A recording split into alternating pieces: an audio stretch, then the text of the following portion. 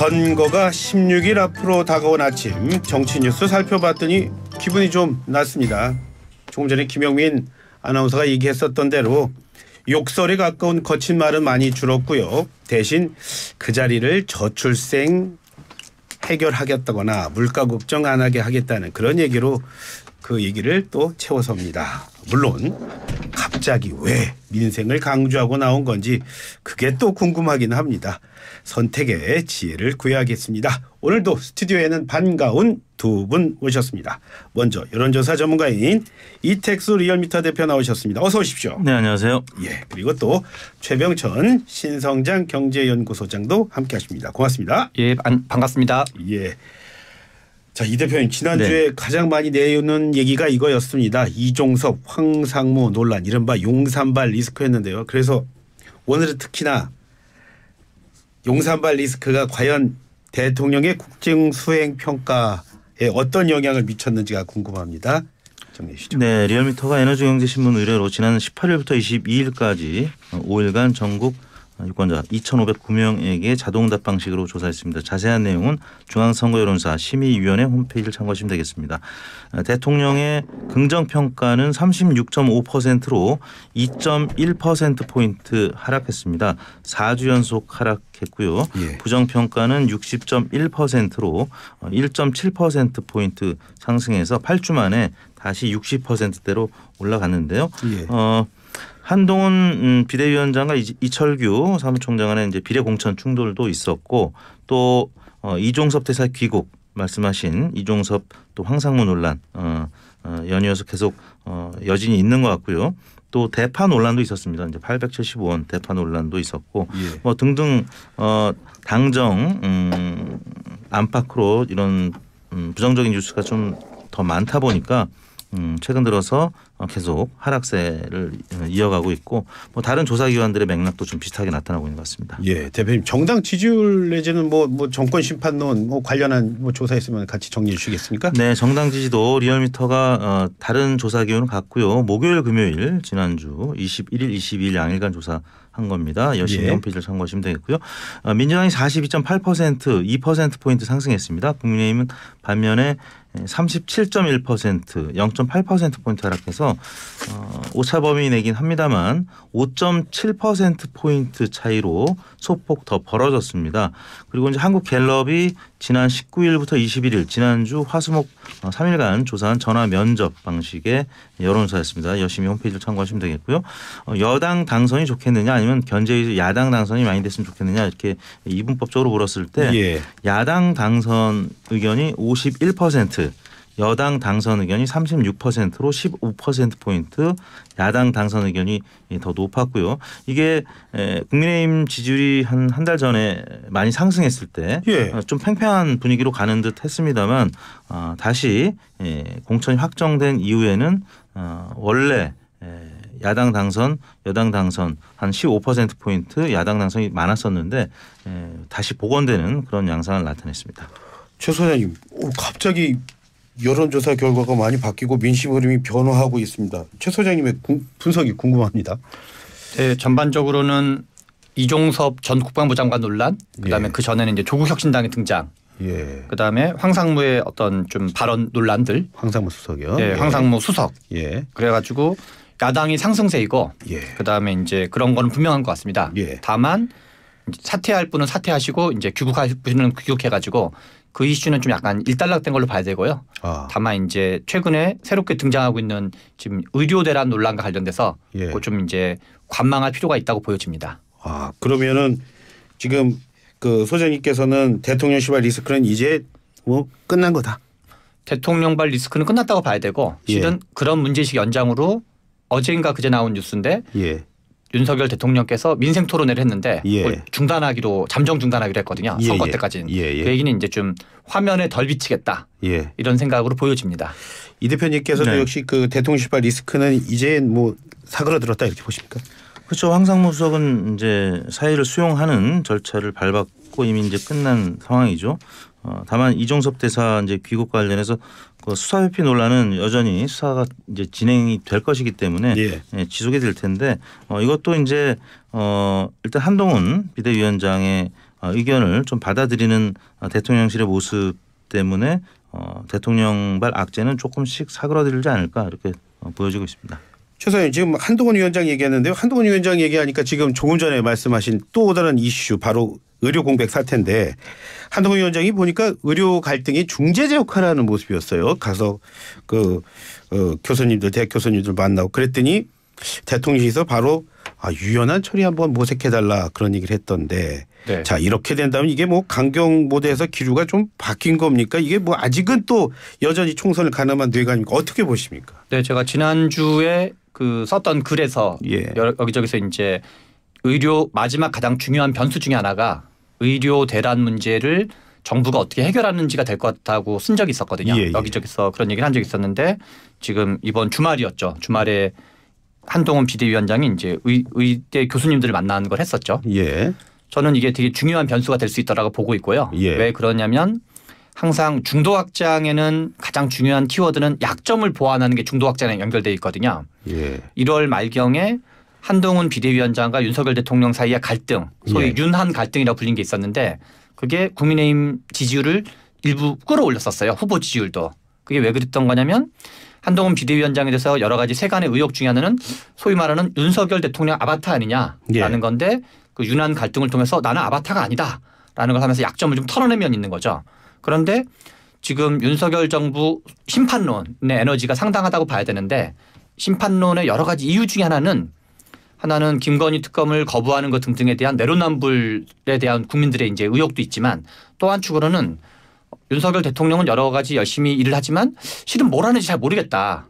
어떤 정책이라든가 등등해서 뭘 하는지 잘 모르겠다라는 게 있는데 그것을 이번에 만약에 극적 타결을 할 경우 그러니까 대화를 하는 거랑 극적 타결은 좀 다른 겁니다. 대화를 한다고 해서 지지율이 올라가진 않을 건데요. 지난번 민생토론회도 왜 민생토론회와 의대 정원 논란 때 왜 지지율이 올라갔냐면 이 이슈의 특성도 있지만 뭔가 할 일을 하는구나 라는 초기 여론이 있다가 성과가 없으니까 약간 좀 사그라들었던 거거든요. 그런데 극적 타결을 할 경우는 의사분들의 파업이 역대 한 3번인가 4번 있었어요. 역대 정부가 어떻게 보면 다 전패를 했다 그럴까요?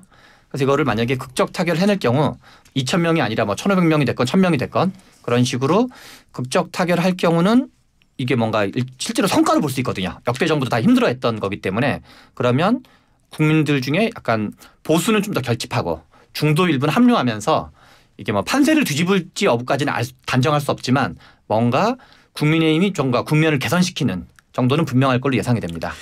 이 대표님 저기 의료 공백 사태가 난 게 이게 지금 한참 지난 얘기거든요. 한참 지금 끌고 있는데 여론 흐름 봤을 때 이 문제 과정을 살펴봤을 때 정말로 여론에 많은 영향을 미치고 있고 또 앞으로도 계속 그럴 거라고 보십니까 역시요?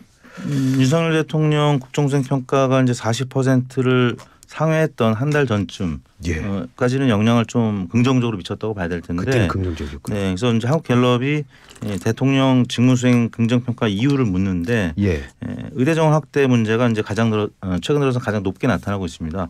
20% 후반으로 나타나고 있는데 이제 또 지난주에는 조금 줄었다가 다시 27%로 긍정평가 이후 1위로 나타났는데 문제는 이제 부정평가의 이유에서도 8%로 네 번째로 높게 나타났어요. 그러니까 이 부분에 대해서 너무 장기화되고 또 이제 의대 교수님들까지 또 전면 뭐 파업이라든지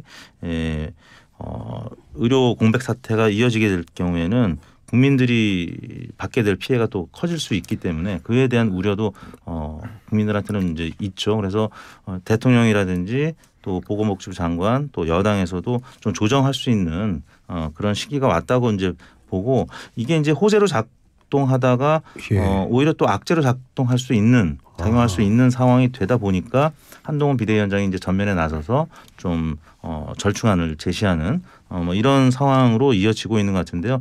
호재보다는 이제 더 이상 악재로 작용하지 않게 하는 어떤 당정의 어떤 전략적 판단이 아닐까 싶습니다. 그 전까지는 그 의료 공백 그 의대 정원 확대 문제가 국민의힘에게는 또 대통령에게는 호재였는데 이제는 호재가 아니다. 네, 이제는 이제 어느 정도 호재였던 것이 조금 주춤한 상황이고 오히려 국민들한테 걱정거리가 될 수 있는 상황까지 계속 문제가 확대되고 있기 때문에 사실 뭐 전공의 파업까지는 많은 국민들이 응원을 했죠. 한 60, 70%가 강경등 찬성을 했었는데 예. 이제 교수님들까지 나서서 예. 만약에 더 큰 파업으로 이어질 경우에는 사실 우리 가족들이 지금 5대 큰 병원뿐만 아니라 뭐 중형 병원도 많이 가고 하는데 지금 더 문제 확대가 될 경우에는 사태가 이제 악화일로로 갈 수가 있어서 그런 부분에 대해서는 이제 국민들이 많이 우려를 하고 있는 것 같고 이제는 어느 정도 타협점을 마련해야 될 때가 아닌가 이렇게 판단하고 있는 것 같습니다. 민심이란 게 참 무섭습니다. 얘기를 들어보면요. 자, 최 선생님 그래서 그런가요? 오늘 보니까 뭐 세자녀 등록금 면제 얘기까지 국민의힘에서 나오던데 국민의힘의 최근 민생 강조 이건 지금 어떻게 보고 계십니까? 그동안 한동훈 비대위원장이 윤한 갈등을 제외하면 중도 확장스러운 행보가 별로 없었고 주로 했던 게 이재명 대표 비판 성격이 좀 더 강했어요. 예. 이재명 대표 비판, 뭐 운동권 비판, 86세대 비판이었는데 실은 저는 그걸 보면서도 이재명 대표 비판이나 86 운동권의 비판적인 사람은 이미 국민의힘을 다 지지하고 있거든요. 그래서 실은 지지하고 있는 사람한테 또 지지해달라고 말하는 격이라 그럴까요? 예. 그래서 실제로 이제 그런 거에서 좀 미흡한 점이 있었고 결국 선거 캠페인이라는 건 표를 이렇게 가지고 오는 과정인데 그냥 계속 비판만 했다 그럴까요? 예. 두 번째는 2012년 박근혜 비대위랑 좀 비교를 하면 예. 2012년 박근혜 비대위원장 같은 경우는 당시 경제민주화나 복지국가나 뭐 대북관계 등등에서 강령과 정강 정책을 아예 바꿔버렸어요.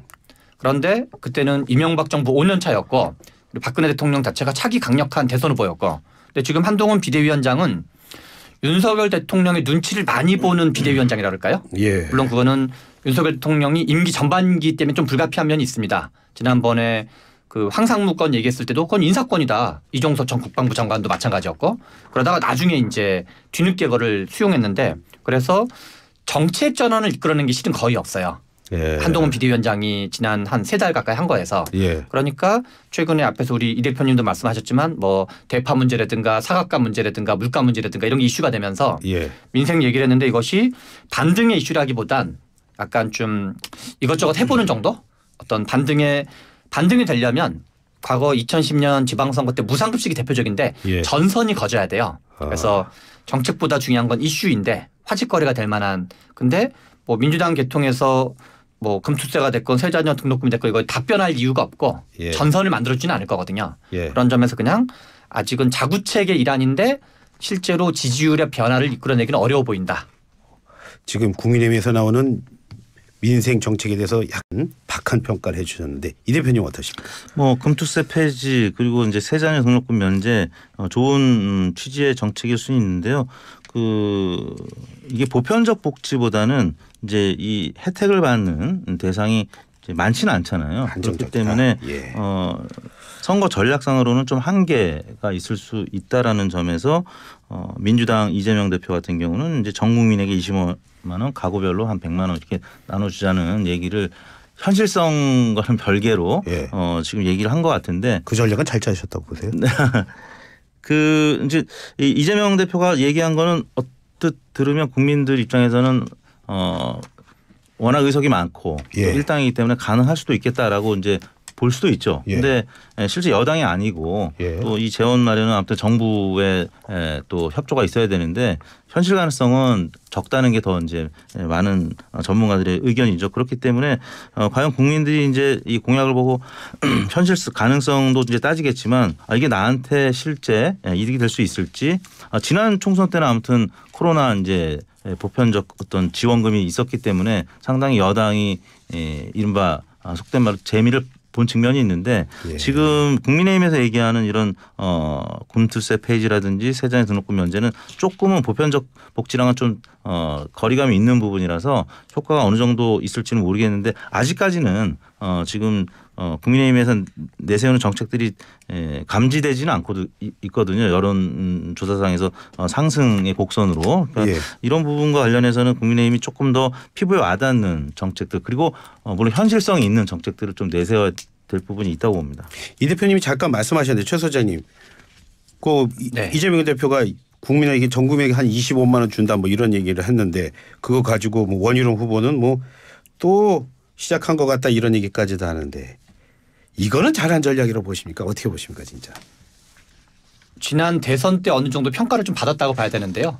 지난 대선 때도 이재명 대표는 기본소득이라는 걸 얘기하다 말다 하긴 했지만 또 하긴 했거든요. 그리고 또 이재명 대표의 트레이드 마크 같은 정책이기 때문에 그런데 당시에 2030들은 다른 요인들로 주로 투표를 했거든요. 2030 남성들은 윤석열 후보를 좀 더 많이 찍었고 2030 여성들은 이제 이재명 후보를 좀 더 많이 찍었었죠. 그래서 당시에도 이것을 어떻게 볼 거냐, 표에 도움이 되냐 안 되냐에서는 여러 가지 갑론을박이 있긴 하지만 최소한 크게 도움이 되진 않았다. 크게 도움은 안 라는 거는 이제 중론인 것 같아요. 이게 마이너스가 됐다는 의견도 일부 있고 그러나 이제 뭐 마이너스 안 됐다는 의견도 있으니까 그래서 이재명 대표가 이 얘기를 한 지는 꽤 오래되셨는데 그렇다 해서 뭐 이것이 엄청나게 뭐 지지율 향상에 도움이 된다. 그리고 또 엄청나게 지지율이 깎인다. 둘 다로 보긴 좀 어려운 것 같고 이재명 대표가 본인의 어떤 트레이드 마크 같은 정책을 그냥 또 한 번 얘기했다. 이 정도로 볼 수 있을 것 같습니다. 그렇게 된다면 세종갑에서 이영선 후보 공천 취소한 거 이거는 또 어떤 영향 줄까요? 그거는 우리 바로 전에 이제 그 민주당에서는 민주당 리스크로만 보면 조수진 후보가 있었고 조수진 변호사가 있었고 정봉주 후보가 있었잖아요. 정봉주 전 의원이 그런데 있었죠? 민주당에는 뭐 국민의힘도 비슷하겠지만 2012년 김용민 막말 리스크에 대한 약간 트라우마 또는 학습 효과가 엄청 강하거든요. 그래서 속된 말로 이거를 잘 방어하지 못하면 선거 완전히 덤탱이 완전히 그냥 폭망 비슷하게 될 수 있다라는 너무 처절한 경험을 한 번 했기 때문에 이 후보 등록을 마감된 상태였는데 이거를 빨리 컷하지 않으면 점점 더 커질 수 있다는 생각이기 때문에 이 한석이 중요한 게 아니라 한 5석, 10석, 15석, 20석이 나중에 타격을 받을 수가 있거든요. 차라리 한석으로 맞자. 빨리 이제 손절매를 우리 주식용으로 치면 빨리 아무튼 빠져나온 거죠. 손해를 봤지만. 그래서 한석 손해 봤지만 이건 이제 지도부가 상당히 잘한 걸로 봐야 되는 거죠. 저기 이 대표님 지금 세종갑 지역 지금 판세 어떻게 돌아가고 있어요? 궁금합니다. 이쪽 지역은 워낙 이제 민주당이 강세였던 지역인데요.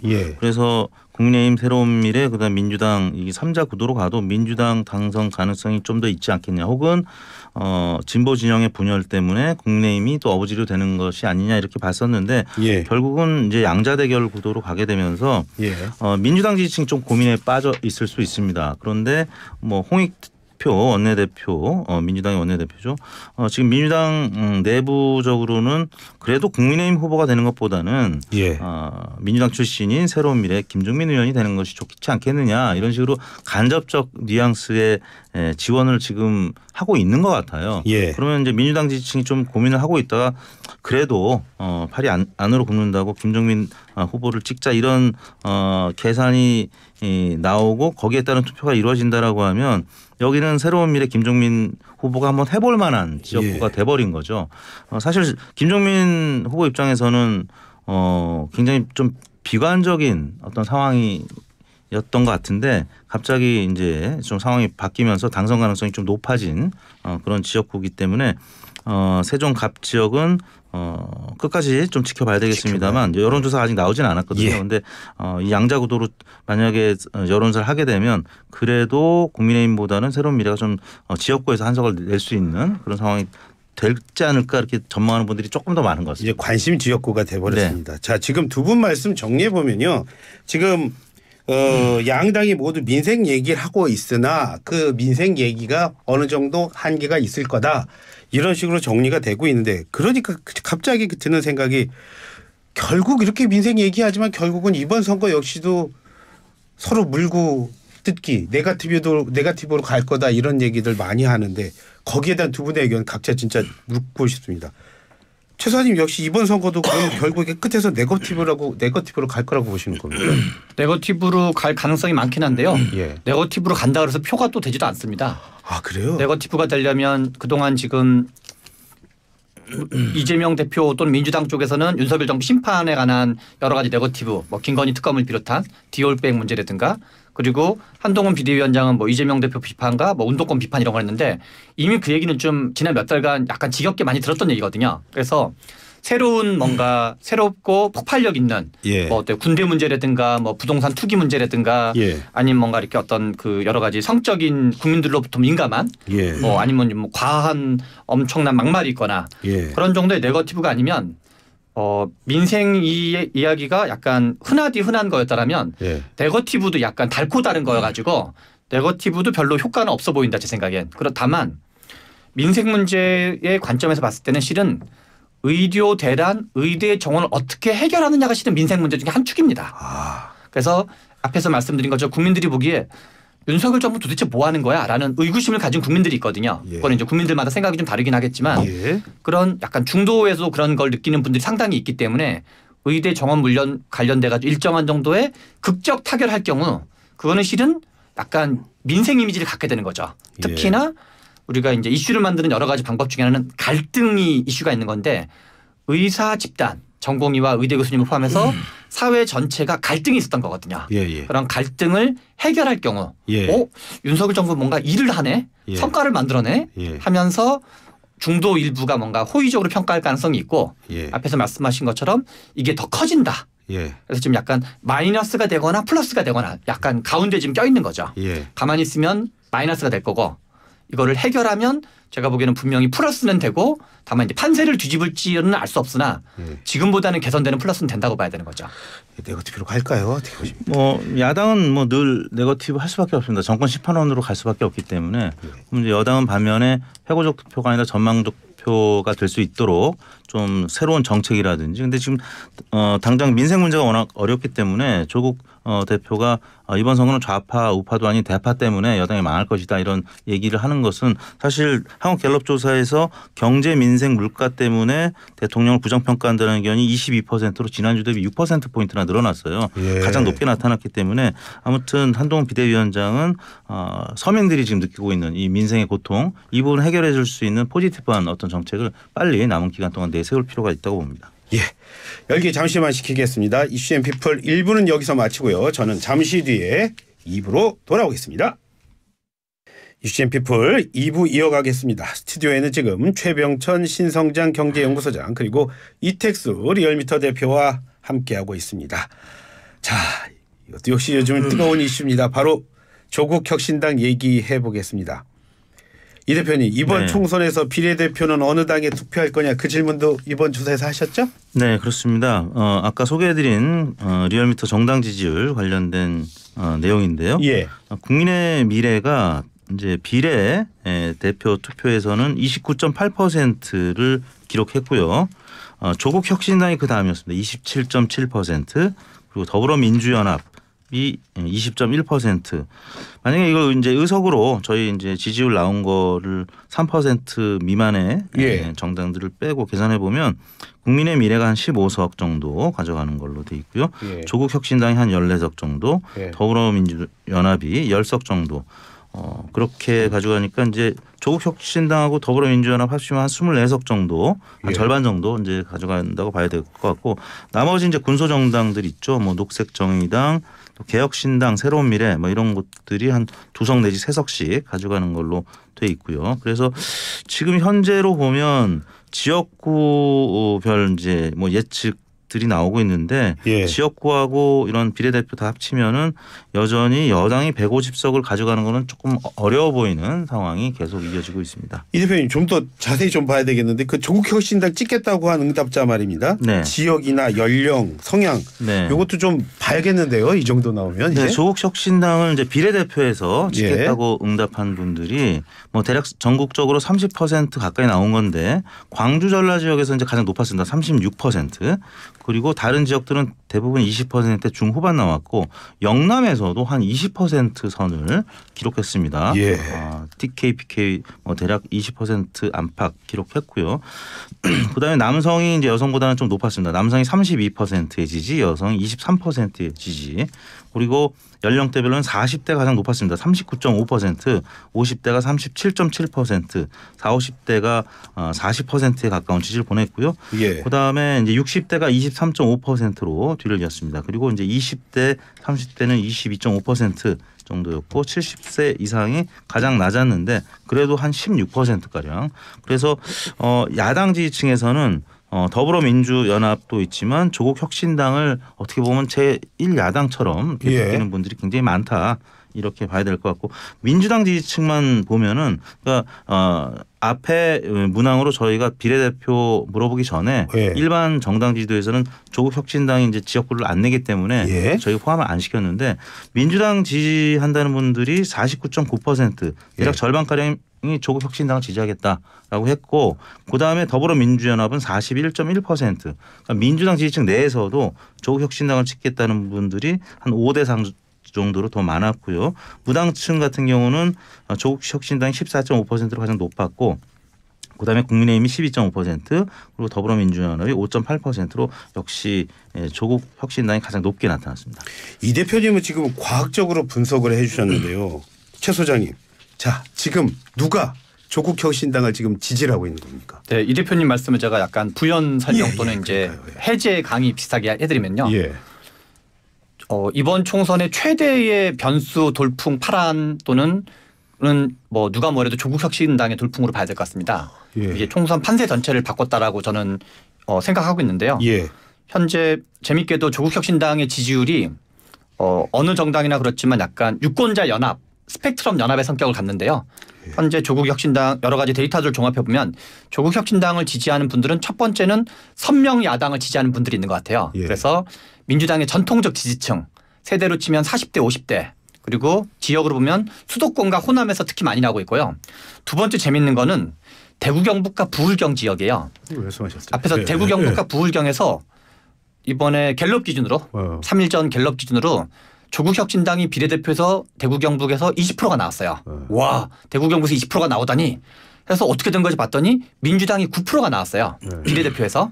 그러니까 민주당이 9%고 조국 혁신당이 20%라는 얘기는 민주당의 소극적 지지층을 조국 혁신당이 땡겨갔다는 얘기고 동시에 중도 성향 일부가 합류했다는 걸 의미해요. 예. 다시 말해서 쉽게 표현하면 현재 전체 유권자 중에서 반윤 비명 성향 유권자들이 있었던 거거든요. 예. 윤석열 정부에는 비판적이지만 민주당 또는 이재명 대표도 약간 갸우뚱하는 그런 유권자층이 있었는데 조국 대표와 조국 혁신당이 등장하면서 그분들이 합류한 거죠.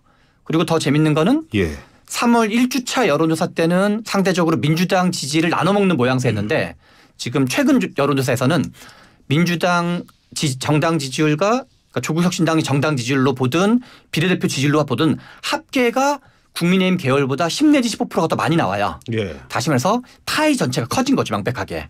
그래서 정리하면 하나는 선명야당 전통적인 민주당 지지인 거죠. 예. 그리고 그분들과 다른 지금 대구 경북과 부울경에서 비례대표에서 조국 혁신당이 민주당보다 다 앞서고 있어요. 일반적인 조사에서. 예. 그러니까 약간 보수적인 동네에서도 해서 일종의 중도 및 약간 개혁 보수 성향 및 반윤 비명 성향이 조국 혁신당에 합류했다라고 예. 볼 수 있고 그리고 심지어는 중도라고 답변하는 분들도 일반적으로 조국 혁신당이 새 정당 중에 제일 높게 나오고 있어요. 예. 국민의 미래 그다음에 더불어민주연합 조국 혁신당이 있으면 중도라고 답변하는 분이 야 나는 조국 혁신당이 제일 마음에 든다라고 이제 ARS 방식이나 전화 면접 방식에서 대체로 지금 그렇게 많이 나오고 있거든요. 예. 그래서 야당 그러니까 찐 진보와 중도를 좀 동시에 엮어낸 거죠. 예. 그러면서 민주당의 지역구 후보 지지율도 같이 끌어올리고 있는 양상. 예. 해서 민주당 입장에서는 매우 큰 우군이 등장한 모양새로 지금 보여주고 있습니다. 정말 이 두 분이 나오셔야 됩니다. 이래야지 이게 수치도 보고 이것도 해석도 되고. 자, 그런데 잠깐 말씀하셨습니다만 최 소장님. 성향은 그렇게 말씀하시 이게 총선 판도 자체에 영향을 미친다는 말씀하셨는데 왜 그런 거죠? 지금 우리가 이제 결국 유권자라는 거는 여러 가지 스펙트럼 연합이거든요. 예. 과거에 2016년 박근혜 대통령 시절에 유승민 대표 찍어내기나 김무성 대표와의 옥새파동이라는 게 있었어요. 예. 그러면 당시 새누리당을 지지하시는 분들 중에는 박근혜 대통령이 좋아서 지지하는 사람, 유승민 대표가 좋아서 지지하는 사람, 김무성 대표가 좋아하는 사람이 합쳐져 있던 게 당시 지지율인 거거든요. 그런데 한쪽을 너무 과하게 내치면 예. 유승민 대표나 김무성 대표를 너무 내치면 일정한 지지층과 중도가 보기에는 이건 좀 부당하다라고 예. 하면서 일부가 유권자에서 이탈을 하게 돼요. 그래서 예. 당내에서 다수파가 소수파를 너무 과하게 뭔가 하면 뭔가 이렇게 상대 정당과의 경쟁에서 유권자 일부가 떨어져 나가면서 불리해지는 게 일반적이거든요. 그래서 민주당도 지난 2월 달에 공천파동 논란 등등을 거치면서 여러 가지 데이터상에서 일관되게 지지율이 떨어지고 있었어요. 예. 그리고 물론 그게 본선까지 갈지 아닐지는 알 수 없으나 예. 당시 떨어졌던 것 자체는 사실이었거든요. 그래서 민주당의 친문 성향 유권자와 호남 성향 유권자와 또 중도 성향 유권자들이 보기에 좀 투표장에 갈까 말까 좀 갸우뚱하는 판국이었거든요. 예. 그런데 선택지가 하나 더 생기면서 어떤 이제 이재명 대표와 민주당이라는 선택지와 별개로 윤석열 정부의 비판적이었던 다른 유권자들이 앞에서 말씀드린 것처럼 뭐 반윤 비명이라 표현할 수도 있고 반윤이지만 비민주당이라 표현할 수도 있는 예. 그런 유권자들한테 약간 우리 뭐 그 아이스크림에 골라 먹는 재미가 있는 그 아이스크림처럼 골라 먹는 재미가 딱 등장을 하면서 예. 선택지가 하나가 아니라 두 개네. 예. 그래서 이 A 선택지는 좀 약간 갸우뚱했지만 B 선택지는 내가 마음에 든다 하면서 투표장에 갈 이유가 생긴 거죠. 이유도 생기고. 근데 투표장에 가면 어차피 두 표를 찍는 거거든요. 지역구 하나 찍고 비례대표 하나 찍고. 예. 그러니까 비례대표는 적극적 지지지만 개연성으로 보면 민주당을 찍을 개연성이 있었기 때문에 민주당의 지역구 후보 지지율이 다 같이 덩달아 올라간 거죠 지금. 예. 그래서 제가 보기에는 민주당에서 비례대표에서는 몇 석 민주당이 잃을 수도 있고 뭐 얻을 수도 있고 그렇지만 지역구에서 이걸로 혜택 본 거는 그냥 어림잡아도 한 30 내지 50석은 제가 보기에는 조국혁신당의 측면 지원. 예. 우리 뭐 군대로 치면 이렇게 한 군사가 막 싸우고 있는데 그냥 한 부대가 더 이렇게 지원 사격으로 온 거랑 비슷한 거죠. 예. 그래서 국면을 이제 3월 초중순경에 예. 확 바꾼 거는 조국혁신당의 영향이 가장 크다고 보는 게 타당한 추론 아닌가 이렇게 보여집니다. 유방과 항우의 싸움에 지금 한신의 부대가 도착한 그런 모습이셨는데 이 대표는 정말로요. 지금 해석해 주신 대로 대표적인 아마 서울 유권자들의 민심 흐름이 아닐까 하는데 흔들리고 있습니까? 서울이 뭐 한 3, 4주 전까지만 해도 국민의힘 경선이 한참 치러질 때 그럴 때 국민의힘이 이제 앞서는 지역들 결과들이 좀 나오곤 했는데 예. 지금 이제 아까 리얼미터 정당 지지율 소개해드렸습니다만 이제 오차 범위 내에서 민주당이 좀 앞섰잖아요. 근데 예. 전국적인 지표보다 서울에서는 격차가 조금 더 벌어지는. 그러니까 경기도 조금 벌어지고 예. 인천, 서울. 그러니까 이 수도권이 실제 전국 지표보다 격차가 좀 더 벌어지는 그런 예. 모습들을 나타내고 있기 때문에 그래서 지금 서울 같은 경우에 전체 지역구가 48개 정도 되잖아요. 예. 근데 지금 뭐 여당에서도 그러니까 국민의힘 여당에서도 지금 뭐 한 12석 플러스 알파 정도를 기대하고 있다라고 이제 보도가 되고 있거든요. 예. 실제 강남, 뭐 서초, 송파 그리고 이제 나가서 동작 뭐 이 정도 빼고는 사실 최근 발표되는 여론조사 결과들이 민주당이 강세인 곳들이 상당히 많아요. 그래서 예. 지난 총선 21대 총선보다는 조금 더 국민의힘이 약진은 하겠지만 그 약진의 폭은 크지 않은 것 같다. 이게 지금 여의도 정가에서 특히 뭐 여당 내에서도 그런 지금 전망들이 나오고 있기 때문에 예. 역시 서울은 민주당이 강세 지역 중에 하나다 이렇게 봐야 될 것 같습니다. 이 대표님은 항상 저렇게 조심해서 말씀하십니다. 네. 자, 그렇다면 오늘 리얼미터 조사 나온 거 다 보셨는데요, 서장님. 네. 지금 서울의 경우 그 뭐 민주당과 국민의힘 몇 석 정도 소장님 예상 정도 하실 수 있을까요? 뭐 지금 시점이랑 또 뭐 일주일 후가 2주 후가 다 달라가지고 이제 달라질 거 있죠. 선거 결과라는 거는 좀 다르다라는 걸 전제로 말씀드리면 예. 앞에서 우리 이 대표님이 잘 말씀해 주신 것처럼 여론조사 추이를 보면 믿겨지지 않을 만큼 민주당이 엄청나게 원사이드하게 일방적으로 앞서고 있는 게 사실입니다. 예. 그래서 강남 3구가 8개 정도가 있고 그거는 이제 강남 3구를 좀 논외로 처리하면 예. 동작 가불 정도에서 국민의힘이 좀 박빙 또는 뭐 경합 우세 정도를 보여주고 있고 예. 그다음에 영등포 울에서 약간 경합 또는 뭐 경합 박빙 우세 정도를 보여주고 있고 예. 나머지 지역은 용산 정도도 실은 약간 경합 열세 정도를 보여주고 있는 게 현재 여론조사 추이거든요. 예. 그런 점을 좀 종합할 때 의석으로 치면 12석에서 15석 정도를 국민의힘이 현재로선 여론조사를 추이를 종합해 보면 참고로 이제 전체 서울이 지난 총선 때는 49개여가지고 41대 8이었어요. 예. 민주당이 41, 국민의힘이 8이어서 비율로 치면 약 한 15% 정도 먹었던 거죠. 예. 국민의힘 쪽이. 그러나 지금은 서울이 이제 48개가 됐는데 하나 줄었군요. 예, 하나 예. 줄어가지고 앞에서 말씀드린 것처럼 12 내지 15석이라고 하면 예. 15석을 달성하면 그게 비율로 한 30% 정도 돼요. 예. 그러면 이제 7대 3 정도 되는 거죠. 예. 그래서 현재로서는 국민의힘이 서울에서도 매우 고전하고 있다. 예. 다만 현재 의료대랑 관련돼서 어제부터 한동훈 비대위원장이 의대 교수들을 만났는데 예.